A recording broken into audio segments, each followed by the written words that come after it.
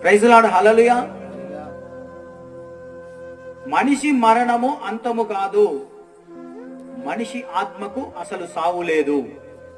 అది యోగ్యమైన ఆత్మ అయితే పరలోకం పోవాలి, అయోగ్యమైనదైతే దేవుడు పెట్టే శిక్ష అనే నరకానికి వెళ్ళాలి. కానీ మనిషి ఆత్మకు అసలు అంతమే లేదు. తరతరములు, సంవత్సరాలు, వందల వేల సంవత్సరాలు, యుగ యుగములు అది బతుకుతూనే ఉండాలి ఆత్మ.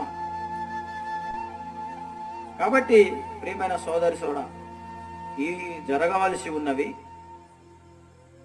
ఈ సృష్టి అంతానికి ముందు ఇవి జరుగుతాయి. మీరు కలవరపడవద్దు. ఇవన్నీ కూడా వేదనలకు ప్రారంభం. ఇంకా కొన్ని విషయాలు కూడా చెప్పాడు. ఎన్ని కష్టాలు వచ్చినా మీరు సహించండి. ఈ సహనం కలిగి ఉండండి. ఈ శ్రమల దినాలు ముగిసిన